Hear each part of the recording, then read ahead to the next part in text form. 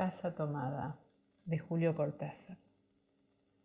Nos gustaba la casa, porque aparte de espaciosa y antigua, hoy que las casas antiguas sucumben a la más ventajosa liquidación de sus materiales, guardaba los recuerdos de nuestros bisabuelos, el abuelo paterno, nuestros padres y toda la infancia. Nos habituamos Irene y yo a persistir solos en ella, lo que era una locura, pues en esa casa podían vivir 8 personas sin estorbarse. Hacíamos la limpieza por la mañana, levantándonos a las 7, y a eso de las 11 yo le dejaba a Irene las últimas habitaciones por repasar y me iba a la cocina. Almorzábamos al mediodía, siempre puntuales. Ya no quedaba nada por hacer fuera de unos platos sucios. Nos resultaba grato almorzar, pensando en la casa profunda y silenciosa y cómo nos bastábamos para mantenerla limpia. A veces llegábamos a creer que era ella la que no nos dejó casarnos. Irene rechazó 2 pretendientes sin mayor motivo. A mí se me murió María Esther antes que llegáramos a comprometernos.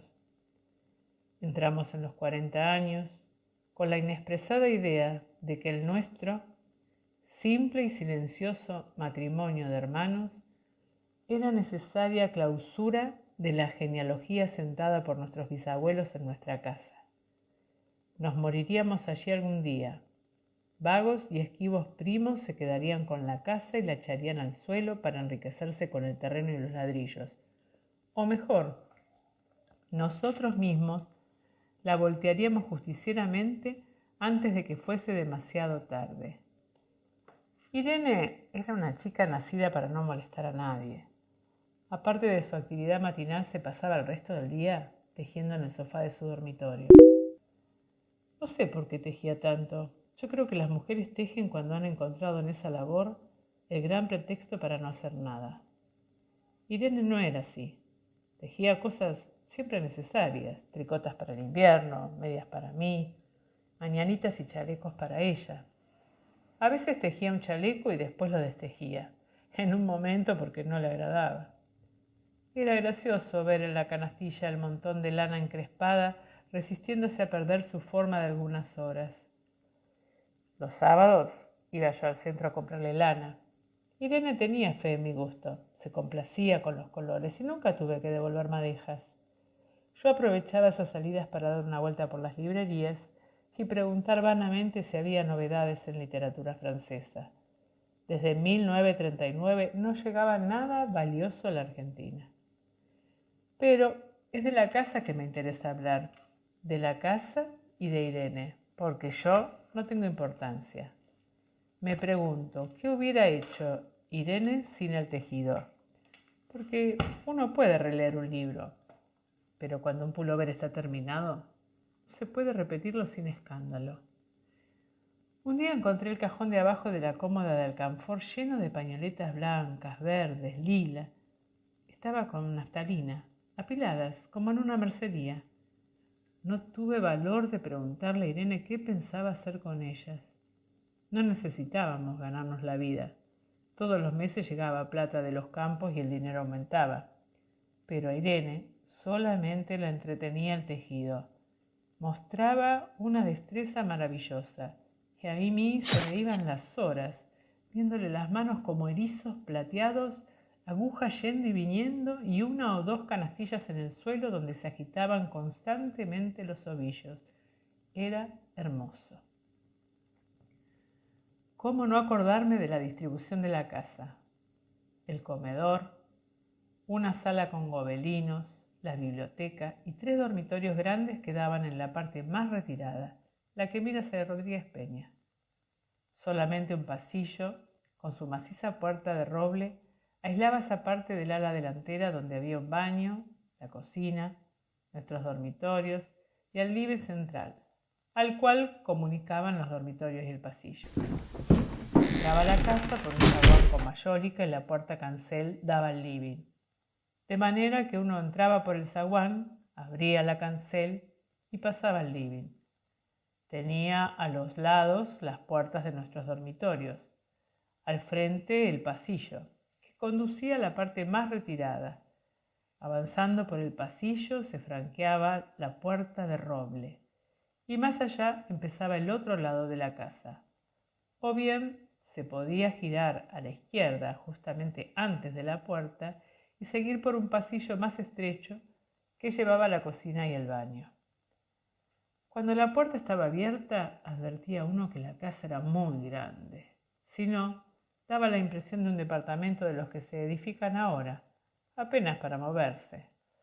Irene y yo vivíamos siempre en esta parte de la casa.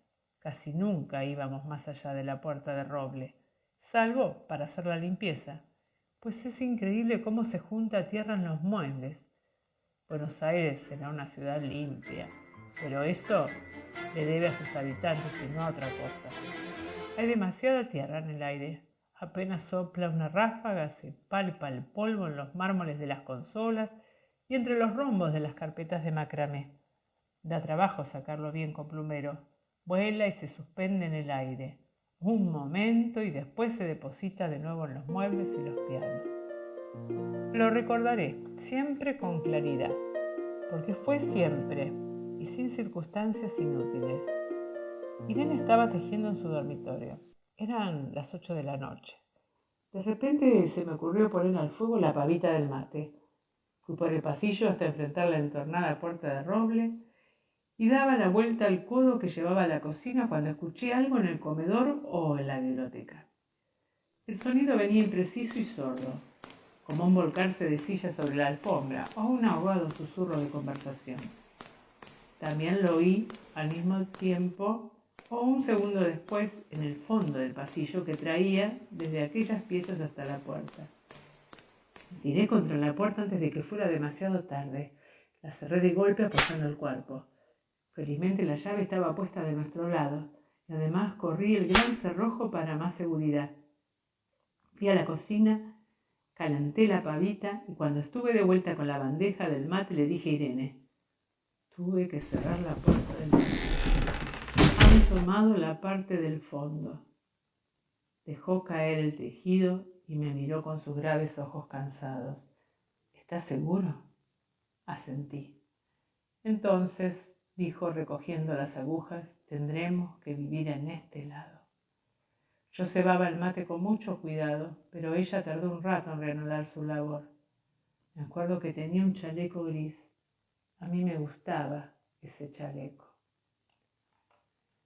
Los primeros días nos pareció penoso, porque ambos habíamos dejado en la parte tomada muchas cosas que queríamos. Mis libros de literatura francesa, por ejemplo, estaban todos en la biblioteca. Irene extrañaba unas carpetas, un par de pantuflas que tanto la abrigaban en invierno. Yo sentía mi pipa de enebro y creo que Irene pensó en una botella de esperidina de muchos años. Con frecuencia, pero esto solamente sucedió los primeros días, cerrábamos algún cajón de las cómodas y nos mirábamos con tristeza. No está aquí. Y era una cosa más de todo lo que habíamos perdido al otro lado de la casa. Pero también tuvimos ventajas. La limpieza se simplificó tanto que aún levantándose tardísimo, a las 9:30 por ejemplo, nos daban las 11 y ya estábamos de brazos cruzados. Irene se acostumbró a ir conmigo a la cocina y ayudarme a preparar el almuerzo. Lo pensamos bien.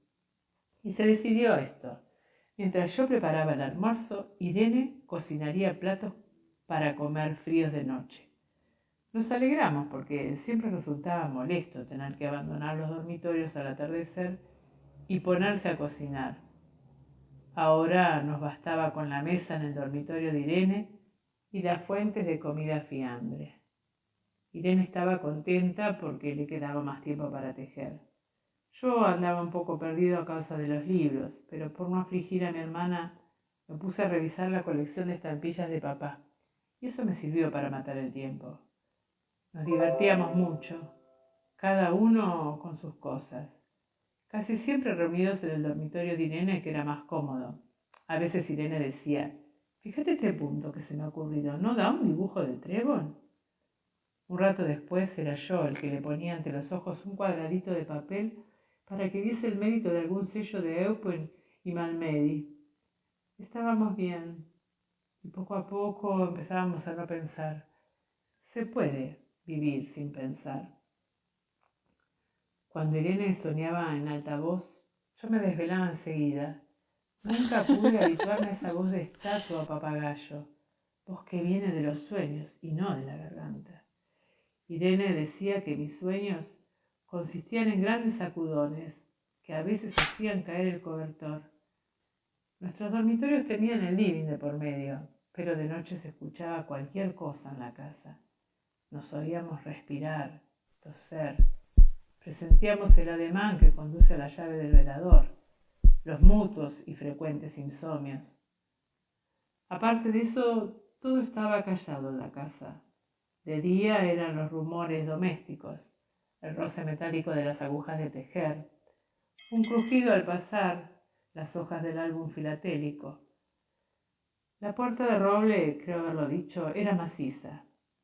En la cocina y el baño, que quedaban tocando la parte tomada, nos poníamos a hablar en voz más alta, o Irene cantaba canciones de cuna. En una cocina hay demasiados ruidos de loza y vidrios para que otros sonidos irrumpan en ella. Muy pocas veces permitíamos allí el silencio, pero cuando tornábamos a los dormitorios y al living, entonces la casa se ponía callada y a media luz. Hasta pisábamos más despacio para no molestarnos. Yo creo que era por eso que de noche, cuando Irene empezaba a soñar en alta voz, me desvelaba enseguida. Es casi repetir lo mismo salvo las consecuencias. De noche siento sed, y antes de acostarnos le dije a Irene que iba a la cocina a servirme un vaso de agua. Desde la puerta del dormitorio ella tejía. Oí ruido en la cocina. Tal vez en la cocina o tal vez en el baño, porque el codo del pasillo apagaba el sonido. A Irene le llamó la atención mi brusca manera de detenerme y vino a mi lado sin decir palabra. Nos quedamos escuchando los ruidos, notando claramente que eran de este lado de la puerta de roble, en la cocina y el baño, o en el pasillo mismo donde empezaba el codo, casi al lado nuestro. No nos miramos siquiera. Apreté el brazo de Irene y la hice correr conmigo hasta la puerta cancel, sin volvernos hacia atrás. Los ruidos se oían más fuertes, pero siempre sordos a nuestras espaldas. Cerré de un golpe la cancel y nos quedamos en el zaguán. Ahora no se oía nada. Han tomado esta parte, dijo Irene. El tejido le colgaba de las manos y las hebras iban hasta la cancel y se perdían debajo. Cuando vio que los ovillos habían quedado del otro lado, soltó el tejido sin mirarlo. ¿Tuviste tiempo de traer alguna cosa?, le pregunté inútilmente. No, nada. Estábamos con lo opuesto. Me acordé de los 15.000 pesos en el armario de mi dormitorio. Ya era tarde ahora. Como me quedaba reloj pulsera, vi que eran las 11 de la noche. Rodeé con mi brazo la cintura de Irene. Yo creo que ella estaba llorando. Y salimos así a la calle. Antes de alejarnos, tuve lástima.